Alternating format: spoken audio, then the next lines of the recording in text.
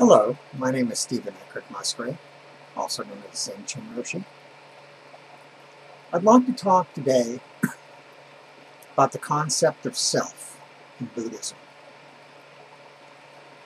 It's a very confusing issue for most people, even students, in that the Buddhist doctrine of no self makes a lot of the philosophical observations about karma, etc., that seem to be nonsensical.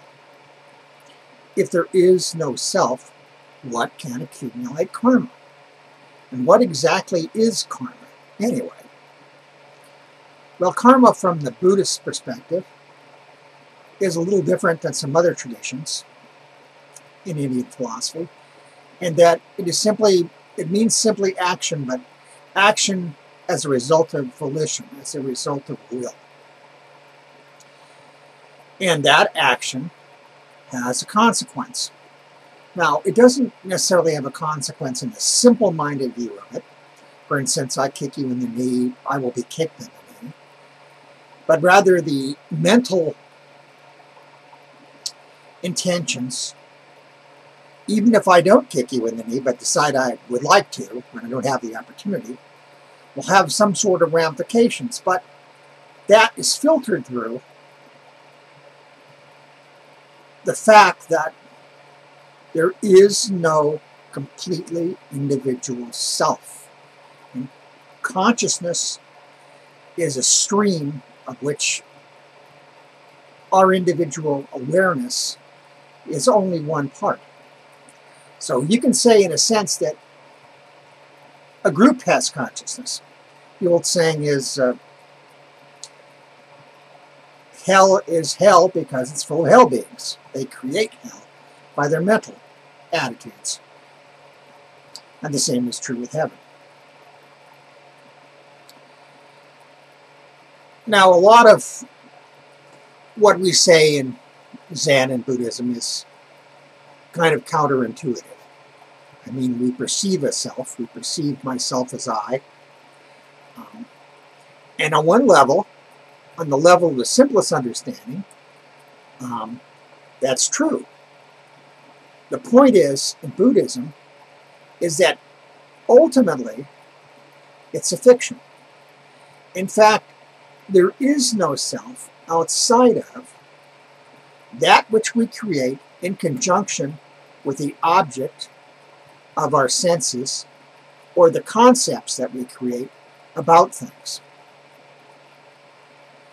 Those things together flow out of the moment.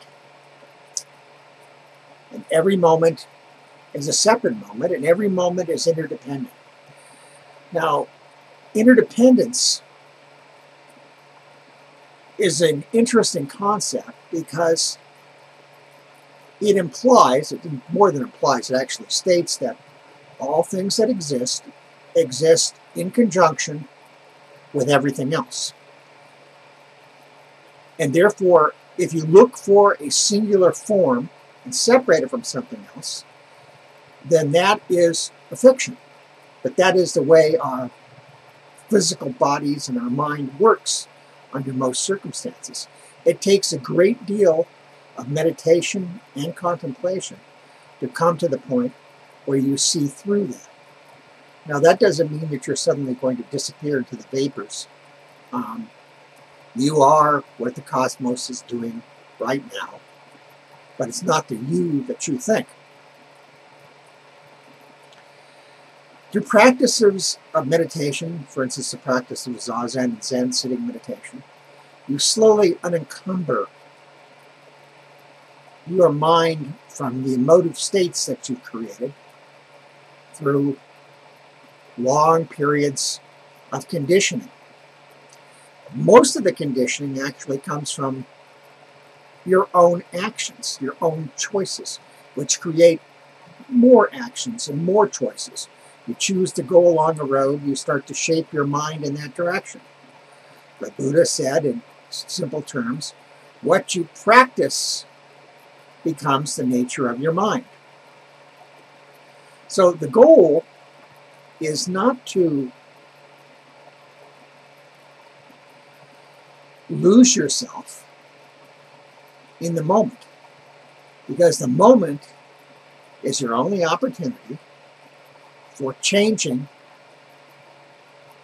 that consciousness and moving it away from a conditioned response. That's why contemplation, meditation is so vital.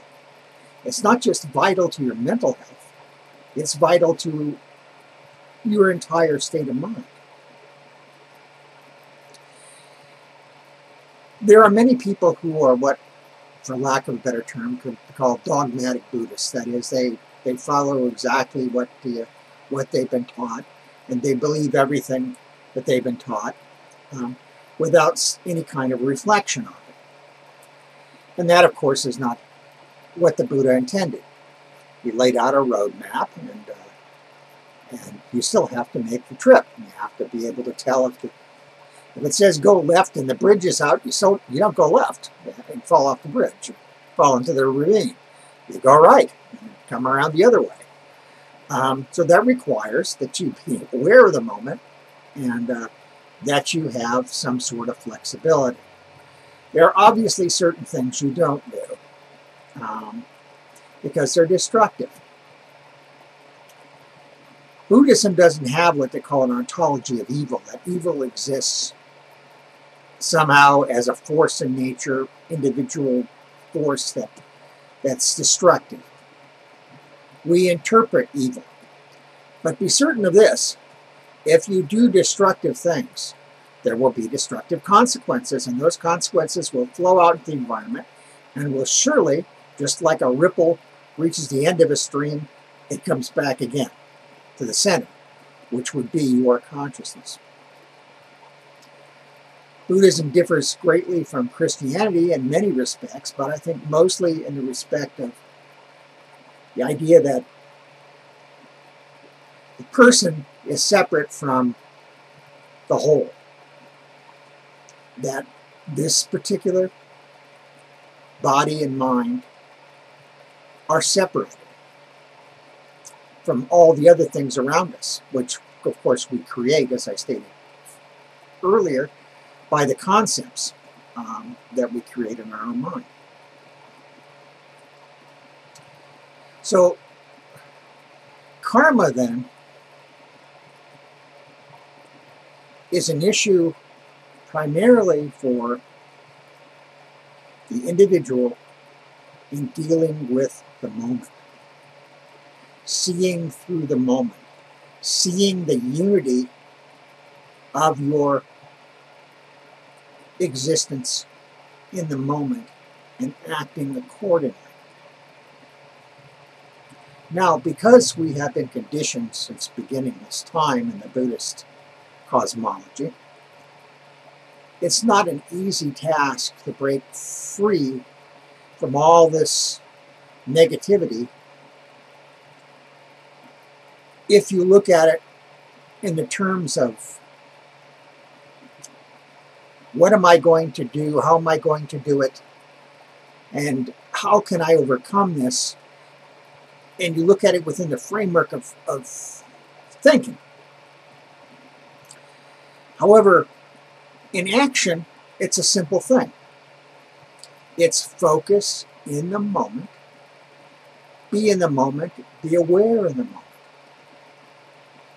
Now, in some traditions, I'd like to argue whether enlightenment is sudden, as in the Zen tradition, or it's gradual, for instance, the Tibetan tradition.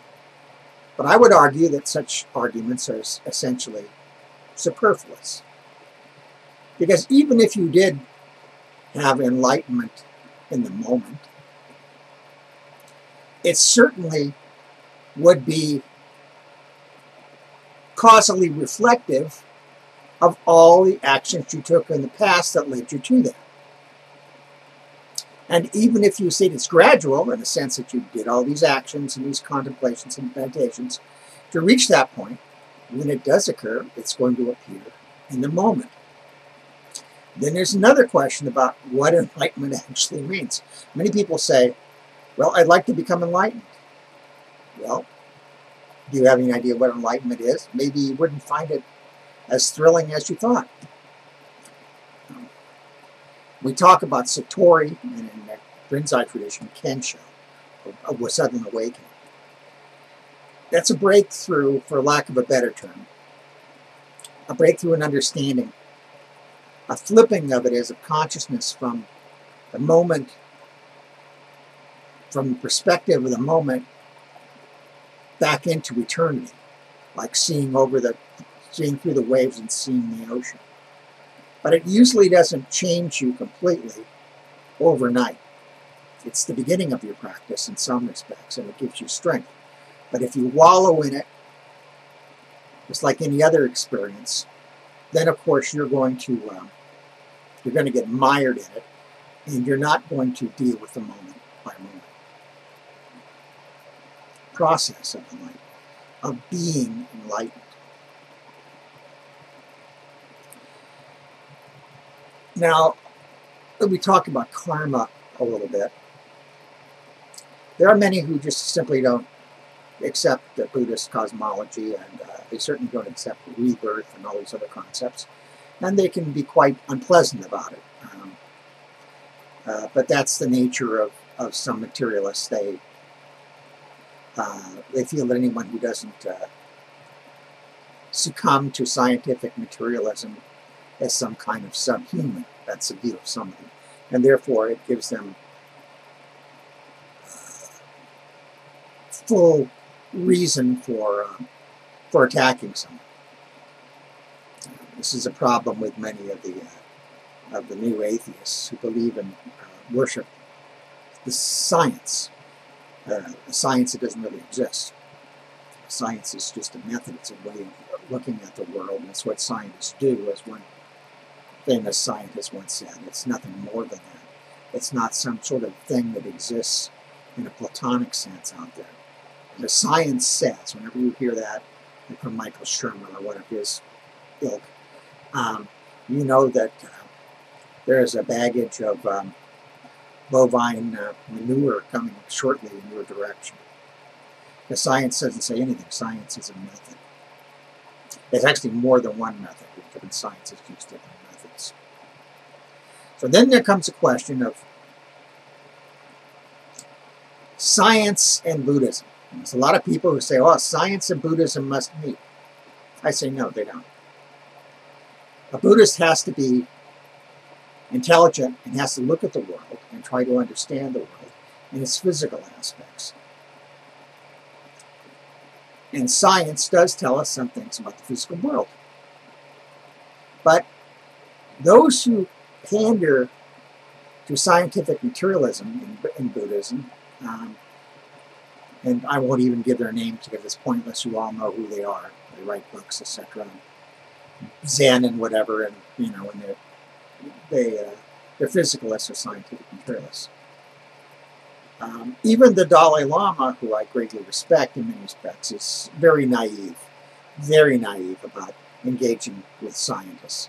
The scientists, many of them, their essential reason for engaging with Buddhists is to study them to a certain extent, and then to oftentimes come to erroneous conclusions that they have converted the heathen Buddhists to science. Pamela Churchland, a philosopher, retired philosopher at the University of California, San Diego, who was one of the exponents, along with her husband, Paul, of eliminative materialism, which is kind of the ultimate form of materialism. Everything can be reduced to matter, simple matter, interactions of matter, even though we don't really know what matter is. I could go into that in another lecture. And energy, which we don't really know what that is either. It's just a concept. That one time she stated that the Dalai Lama came to know about the mind came to them because he wanted to know about the brain from those who know that she knows. Well, she and her colleagues have yet to produce a cup of consciousness. I mean, her colleagues and neuroscientists have yet to produce any real understanding of any qualia, that is, any experiences of color, of emotions, etc. Observing electrical activity in the brain is obviously not the same as experiencing fear or anger or lust or hunger. And the idea that it is rather simple-minded, to say the least. You only get individuals like Sam Harris, who has a PhD in neuroscience, but he's never practiced neuroscience. He did his PhD work in finding the part of the brain that controls faith. Now, what possible use that might be, I haven't got the slightest idea. We're certainly going to come up with a pill that cures faith. That would be interesting. We can't certainly come up with a pill that cures most mental illnesses. If you look at the statistics, most of the drugs we use now for bipolar and schizophrenia simply don't work for a large, and probably even a majority of people, and the side effects are terrible. The late Robin Williams is an example of that. He certainly had access to every conceivable kind of psychiatric intervention and pharmacology that exists, and yet it didn't save him, unfortunately, from killing himself. So why these pretentious claims about the mind? Well, usually they come down to the fact that if you hold an idea that you are the ultimate authority, particularly on reality itself, then that gives you quite a bump in prestige, at least in your own opinion. That makes you the high priest now. And high priests, whenever what religion it is, have very little use for heretics and apostates from the faith. When Thomas Nagel, the great philosopher, wrote his last book, he had something to say about the fact that Neo-Darwinism, stated clearly, hasn't provided us complete answers, and that maybe even creationism might have something to say for itself. At least they shouldn't be ridiculed. I'm not a creationist myself. That brought on a firestorm of reproach from the philosophical community. Now, what's interesting enough is these same philosophers are the ones that physicists such as